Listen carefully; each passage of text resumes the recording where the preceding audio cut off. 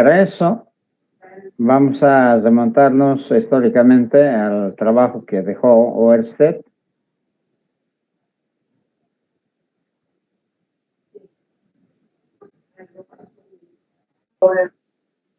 Entonces tenemos el subtítulo del 5.5, Ley de Ampere y aplicaciones.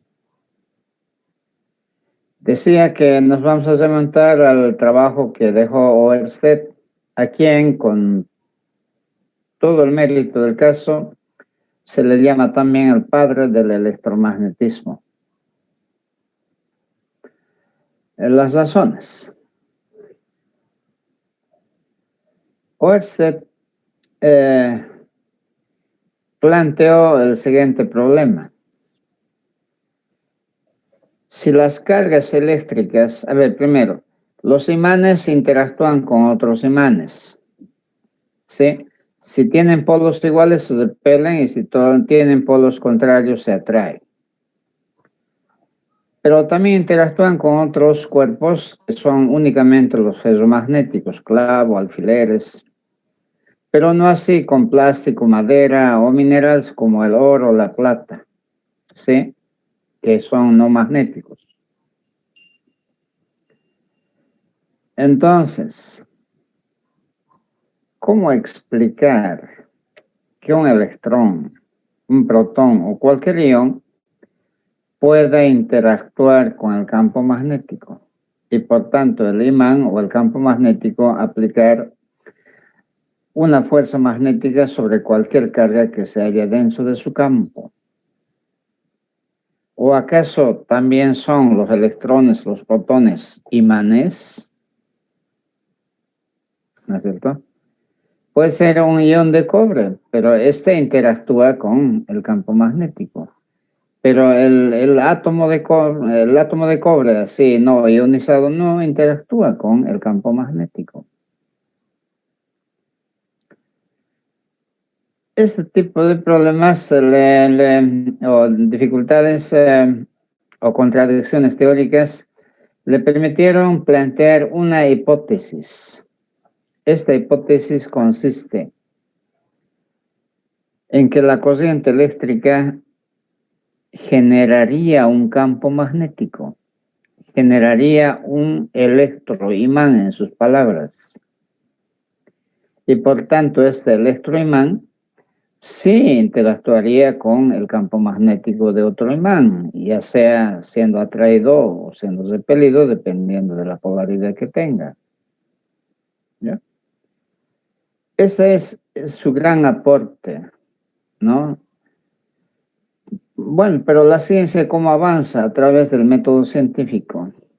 Hay que problematizar, hay que efectuar una hipótesis y hay que comprobar. Si se comprueba la hipótesis, vale. Si no, hay que descartar esa idea y buscar otras ideas que sean comprobables. A partir de allí se convierte en una verdad científica. Ese es el método científico, ¿ya? Entonces, Oersted montó el siguiente experimento sencillo. Sobre una mesa de madera, por supuesto, se dice que dejó, bueno, un cable con corriente, un cable por donde hizo circular corriente, y cerca de ese cable dejó una brújula o varias brújulas, y vio que cuando por el cable circulaba corriente, las agujas de la brújula se movían. Esto le llamó poderosamente la atención, y para comprobar lo que hizo fue perforar en la mesa y hacer pasar un cable vertical, perpendicular a la mesa. Y sobre la mesa colocó entonces varias brújulas y comprobó que cuando circulaba corriente por el cable, efectivamente las agujas de la brújula se movían, giraban. Bueno, inicialmente sin corriente, el cable siempre marca el norte geográfico, las brújulas, ¿no es cierto? Pero abandonaban esa orientación cuando circulaba corriente por el cable. cortaba la corriente por el cable, las agujas marcaban como deben marcar, dirigiéndose al norte. Y de nuevo dejaba circular corriente y las agujas de nuevo se alineaban en otras direcciones. Y cuando observó que la orientación de las agujas no eran al azar, ¿no? Parecía que estaban alineadas según la circunferencia, mejor le echó limaduras de hierro sobre la mesa, alrededor del cable con corriente. Y esas limaduras de hierro describieron o se alinearon, si quieren, formando efectivamente circunferencias concéntricas en torno al cable. Con lo cual comprobó que una corriente eléctrica genera un campo magnético, un electroimán. Como todo campo, o como las líneas de campo hemos estudiado, tienen un sentido, van del polo positivo al polo negativo. Esas líneas también deberían de tener un sentido. Para eso se ha acordado desde la época de Oersted la regla de la mano derecha, que consiste, como indicamos acá, con la mano derecha agarramos el cable, pero con el pulgar que coincide con la orientación de la corriente, en este caso hacia arriba. Y la dirección que indican las uñas, la punta de los dedos, es el sentido de las líneas de campo. En este caso sería antirreloj. Como un reloj colocado sobre la mesa, esas líneas tendrían un sentido en contra del movimiento de las agujas del reloj. ¿Ya? Sí, así aproximadamente. ¿Ya? Este experimento hizo una y varias veces en diferentes lugares, siempre se reproducía, por tanto, presentó su trabajo en los institutos de investigaciones más elevados de aquella época, mereciendo todo el reconocimiento del caso. De allí se integra la electricidad, que es la corriente eléctrica, en este caso cargas en movimiento, genera campo magnético. Entonces, la carga en reposo genera campo eléctrico y la carga en movimiento, que es la corriente eléctrica, además de generar campo eléctrico en el espacio que les rodea, genera campo magnético.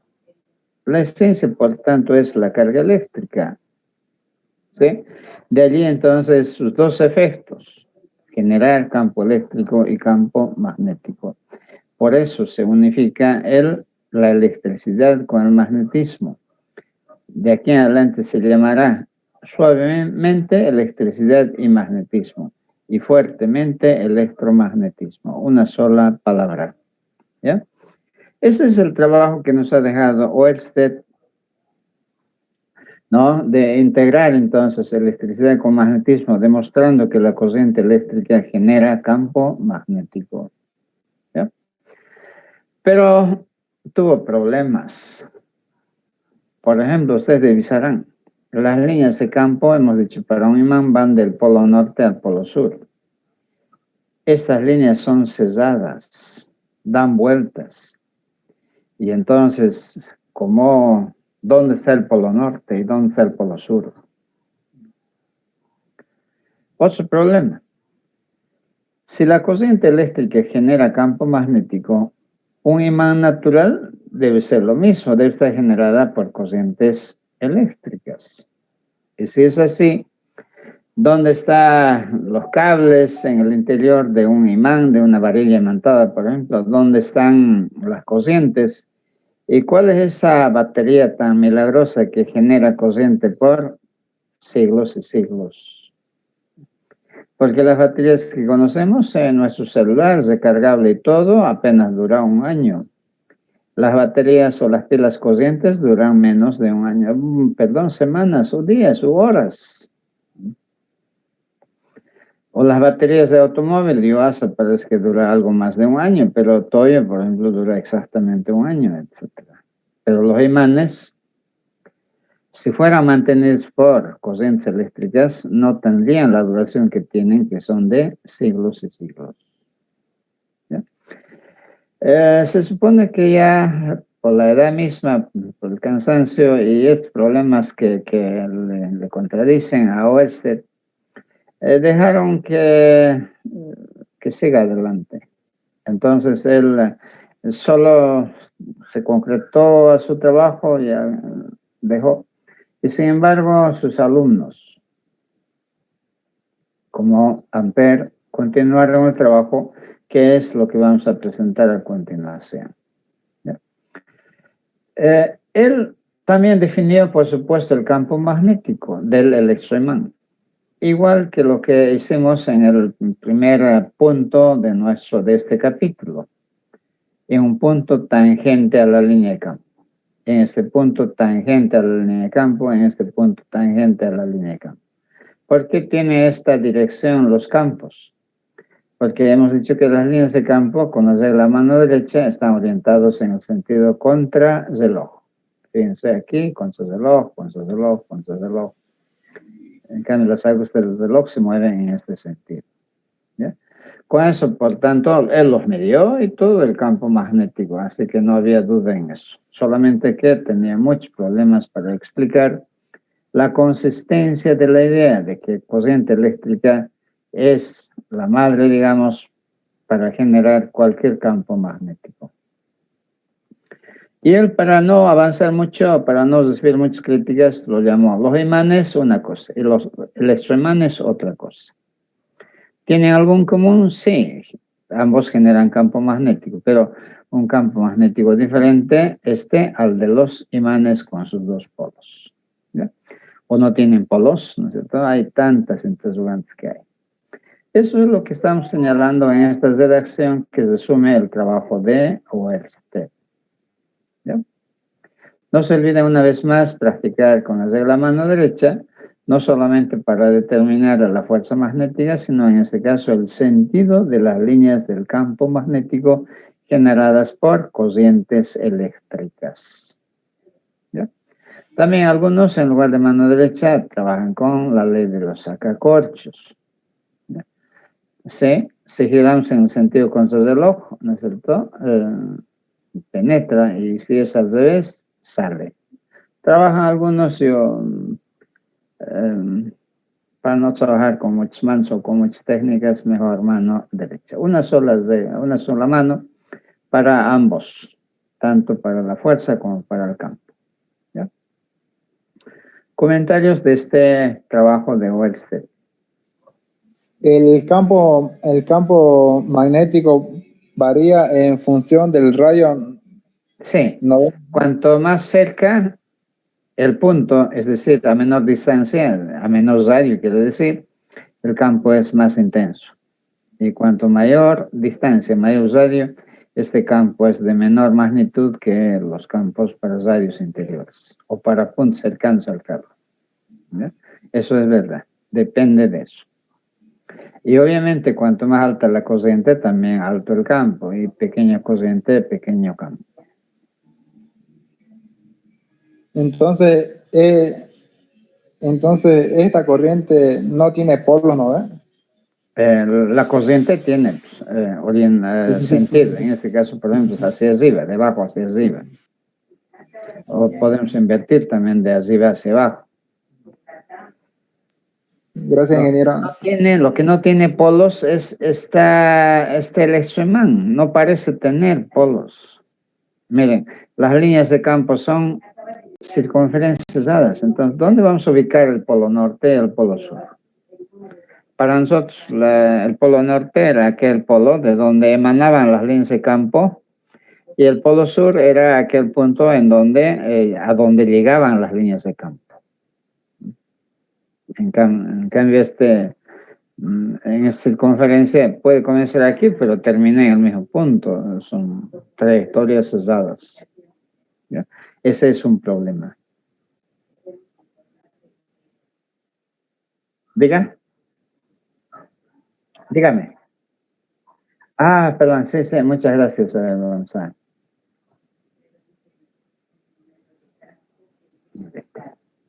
Ya. Entonces pasamos al siguiente punto, a la siguiente página, en el mismo punto. Les decía que la ciencia no se detiene, sino siempre va avanzando. En eso, Ampère, uno de los pupilos, aunque quizás no directamente en el aula, pero uno de sus fans, digamos, ¿no? Que le siguió a Oersted, es Ampère. Apenas es uno, fueron todo un regimiento, ¿no es cierto?, de científicos que se lanzaron a la pesca de la ley que rige el descubrimiento hecho por Oersted. ¿Qué relación hay entre el campo y corriente y con toda la geometría del espacio, etcétera? Directamente Ampère se basó en la forma que tienen las líneas de campo, circunferencias concéntricas en torno al cable recto. Como estamos señalando acá, el campo en todo momento tangente a la línea de campo. Y como la línea de campo es cerrado, entonces Ampère propone para eso un modelo de una trayectoria cerrada, un lazo. Y ve que al lazo el campo siempre es tangente y por tanto no es descabellado proponer un elemento de longitud de L, por ejemplo, en cualquier punto de esta circunferencia. Ese elemento de L va a ser paralelo al campo. Y eso se puede hacer para el segmento, para el siguiente, hasta completar o dividir la circunferencia en n partes. Entonces, la suma de esos de ese producto, el campo, por el elemento de L de cada sectorcito, de cada segmento chiquito, sería igual, ¿no es cierto?, a una constante que dependería de cuánta corriente está generando ese campo. Básicamente es la idea de la ley de Ampère. ¿Ya? Entonces, la suma de todos estos segmentos por el campo en ese punto sería proporcional a la corriente encerrada. Y luego descubrió que la constante de proporcionalidad era, tenía un valor al que lo llamó la permeabilidad magnética del vacío, porque el aire es prácticamente vacío, y halló también la constante que es 4pi por 10 a la menos 7 en unidades internacionales. Y en lugar de hacer una suma infinita de elementos, pasó al límite, entonces llegó, la suma es una integral, ¿no es cierto?, para infinitos elementos. Pero como la trayectoria es cerrada, lo llamo lazo, entonces es una integral cerrada. ¿Ya? Integral cerrada, pero ¿qué es producto? De un elemento de un vector tangente con otro elemento que es tangente al lazo de L. Eso es un producto escalar. Por tanto, ese vector B con el vector diferencial de L tangente al lazo, ese producto escalar, su integral cerrada, que ya lo hemos llamado, recuerden, se llama circulación. Es proporcional a la corriente encerrada. Y la constante de proporcionalidad permite dar la igualdad, μ0.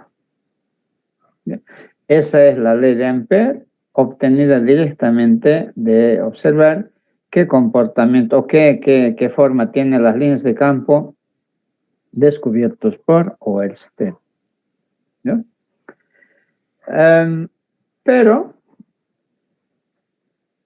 cuando por una trayectoria cerrada, por ejemplo, atraviesa un cable por aquí, regresando por acá, volviendo, efectivamente es un solo cable el que está atravesando.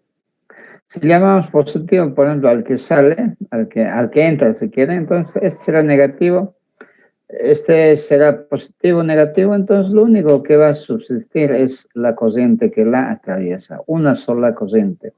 A esa corriente se le llama corriente neta. Pero si son varios cables los que atraviesan ese lazo, esa trayectoria cerrada, por ejemplo, y uno saliendo, y dos también, y tres llegando atravesando hacia abajo, y y 4 afuera.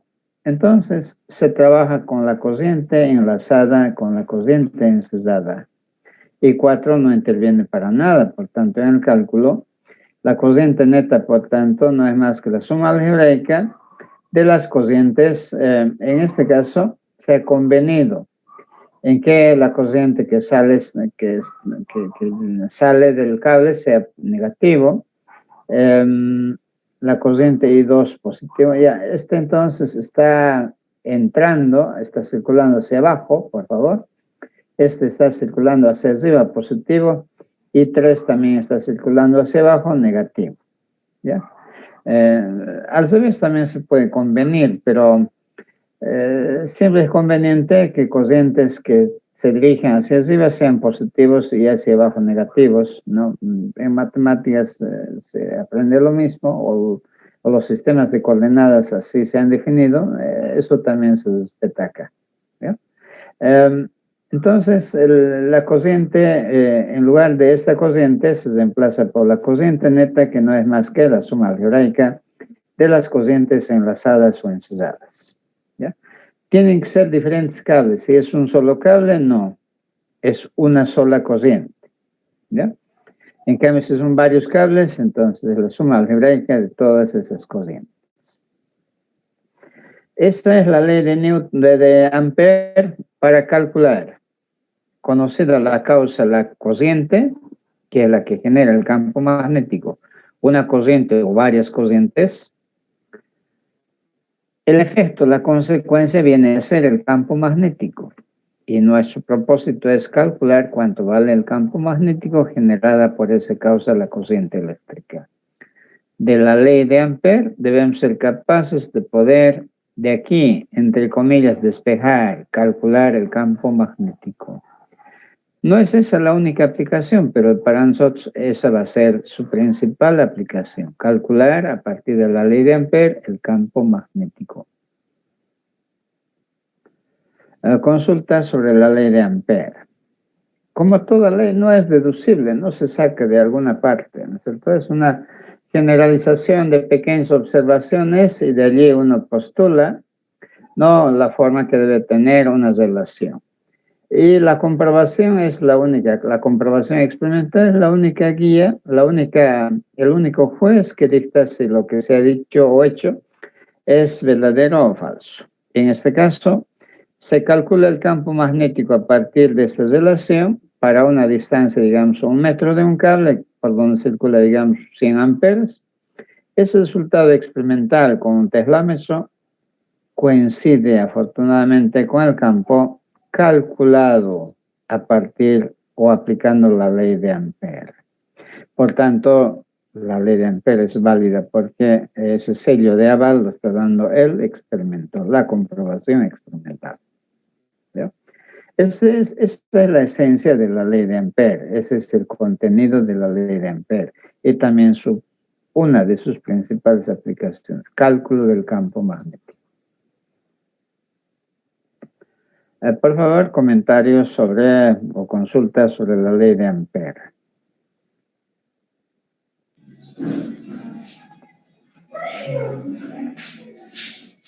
Sí, ingeniero, la constante de permeabilidad Sí. ¿es solo para el campo vacío o para el vacío? Puede ser para cualquier fluido, ¿no? Estamos en este espacio, está aire, pero como dije, el aire es prácticamente vacío. Para el vacío exactamente es 4π por 10⁻⁷ en unidades internacionales. Pero si rellenáramos, por ejemplo, con un material como plástico, digamos, ¿no? O no sé, agua mismo. Pero el agua es un material no magnético, entonces no va a cambiar nada, es como el vacío. Pero si los rellenamos con un material, si el alambre es de cobre y los rellenamos con un material magnético como hierro, ¿no? Sería un hierro macizo, cilíndrico, pero hueco, en cuyo interior colocamos este cable recto. Entonces el campo tiene otros valores.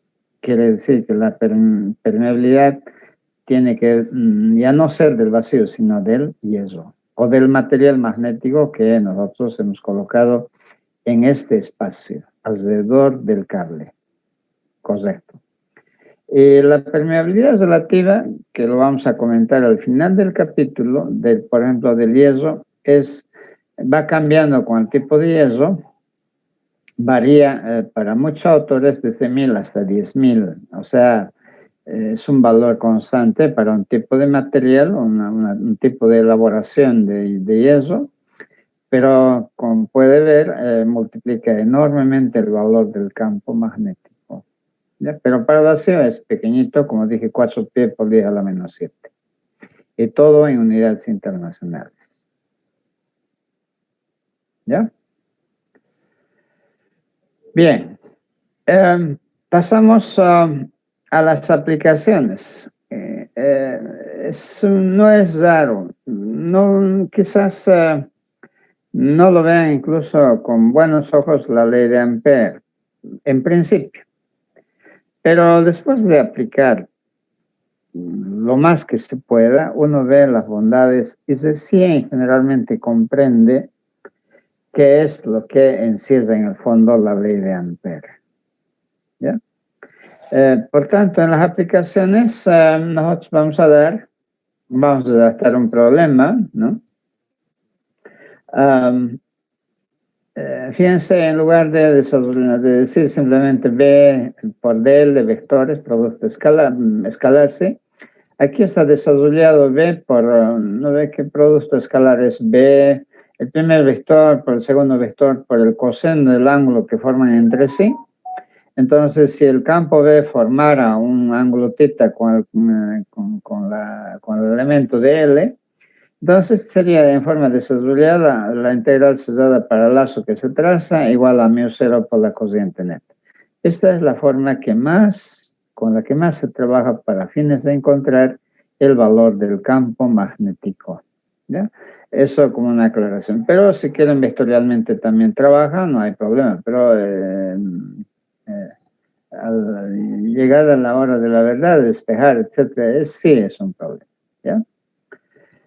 Para poner en práctica, esta vez en teoría de campos voy a reproducir exactamente lo que también hacemos en física 3, porque entiendo que en algunos casos estamos adelantándonos en esta parte a física 3, y en otros casos ya lo han hecho física 3 y a veces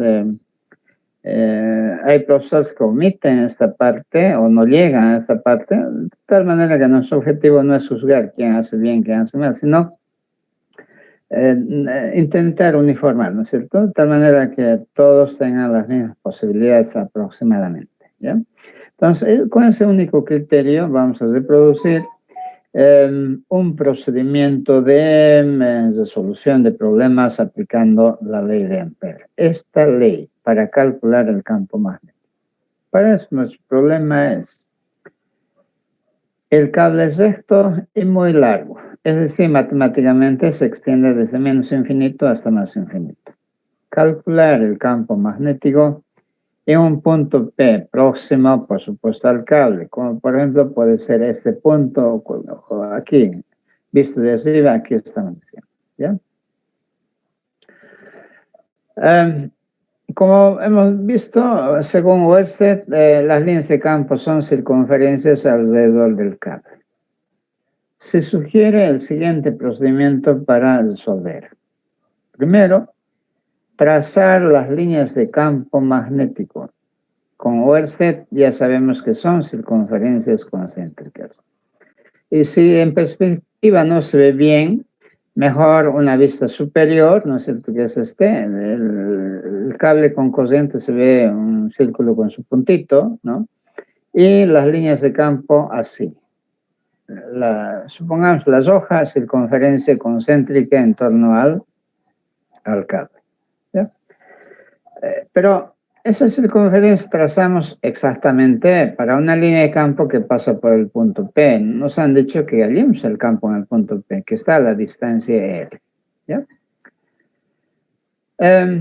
Dos, trazar un lazo tal que sea cerrado. Por ejemplo, si es con negro, el lazo, sí, es sellada este lazo. ¿Para qué voy a insistir con un lazo rectangular, cuadrado, triangular? Para una trayectoria, perdón, para una línea de campo circular, el mejor lazo es otra línea circular, obvio, ¿no es cierto? ¿Ya? Debe ser sellado, lo es, pasa por el punto P también este lazo negro que le acompaña al rojo, pasa por el punto P, lo hacen un poco separado para que se vea, en realidad están superpuestos. ¿Ya? Tercero, encierra la corriente, porque las corrientes que salían, que estaban fuera del lazo no ejercían campo, por tanto, a nuestro único cable hay que encerrarlo, hay que enlazarlo. ¿Ya? 4,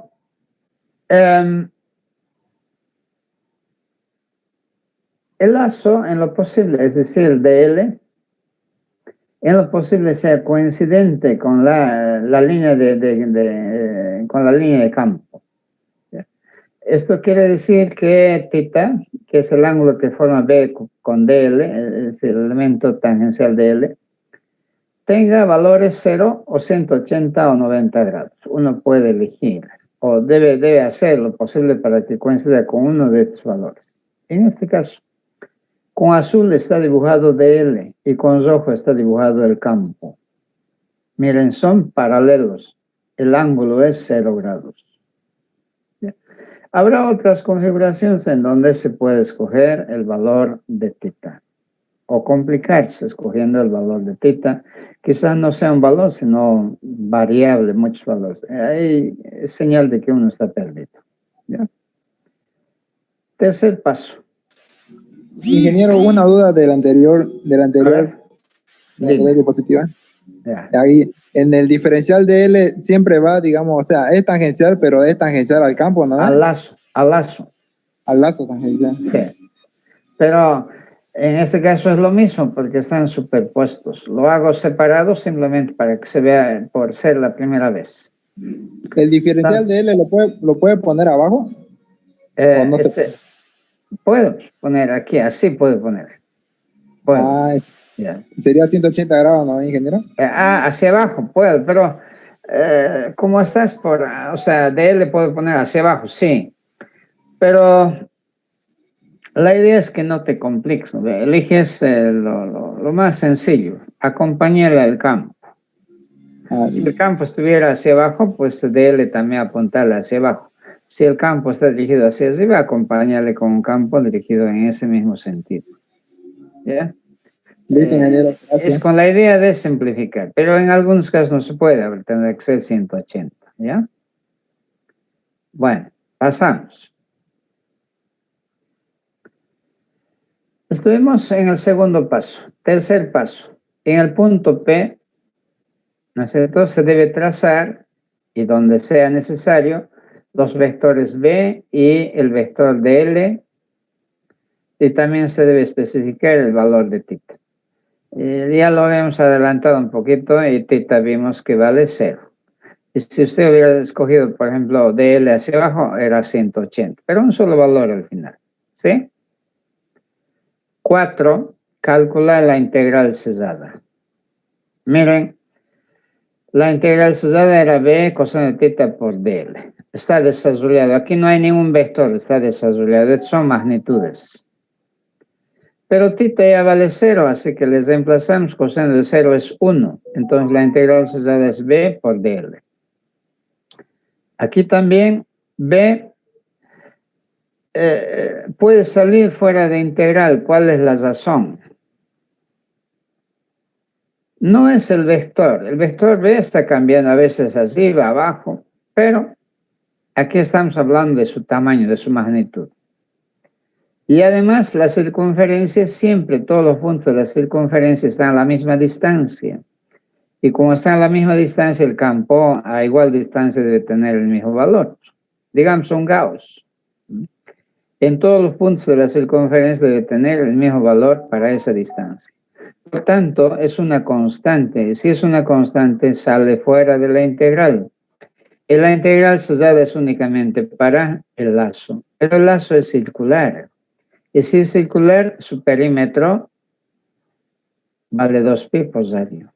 De esa manera se ha hecho la integral cesada con la sencillez más elemental. 5. Calcular la corriente neta. Una sola corriente la hemos ensayado, así que no hay nada que calcular, registrar nomás. Y 6. Aplicar la ley de Ampère. El cálculo de la integral cesada con la corriente neta mediante la constante, la permeabilidad del vacío. Y de aquí recién podemos despejar el campo que vale μ por la corriente sobre 2πr. Y allí se verifica el campo es proporcional a la corriente, es inversamente proporcional a la distancia que le separa, pero modulada por esta constante. ¿Sí? Relación que nos permite hallar el campo en cualquier punto, pero excepto en el punto donde está el cable. En R igual a 0 no podemos calcular porque tendería a infinito. ¿Ya? Y en el infinito, por supuesto, el campo es nulo. Mejor dicho, a distancias muy grandes el campo ya deja de existir, ¿no? Esa es la forma, el procedimiento de cálculo del campo magnético, aplicando en este caso al ejemplo más simple que es un conductor recto y muy largo. ¿Ya? Sería reemplazar valores para una corriente de 10 amperes a 1 centímetro, a 1 metro, a 10 metros, ¿no es cierto? Nos va a dar diferentes campos.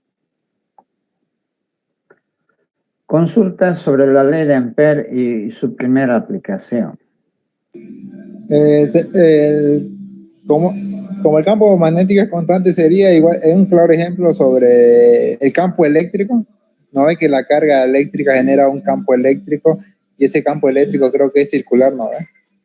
No, el campo eléctrico son líneas radiales concéntricas.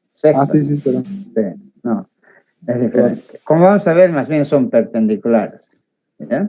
La línea de campo con la línea de campo eléctrico, con la línea de campo magnético son perpendiculares. Vamos a ver luego. Lo importante aquí es que aquí tiene la causa, aquí tiene el efecto. Esta corriente genera este campo para cables rectos. Yo sé que es importante esto. Para los puntos siguientes, debemos hacer un paréntesis. Zoom me dice que nuestro tiempo se está agotando. ¿Ya? Entonces, 1 minuto, 1 minuto y medio, por favor. Luego volvemos. Listo, ingeniero. Listo, ingeniero.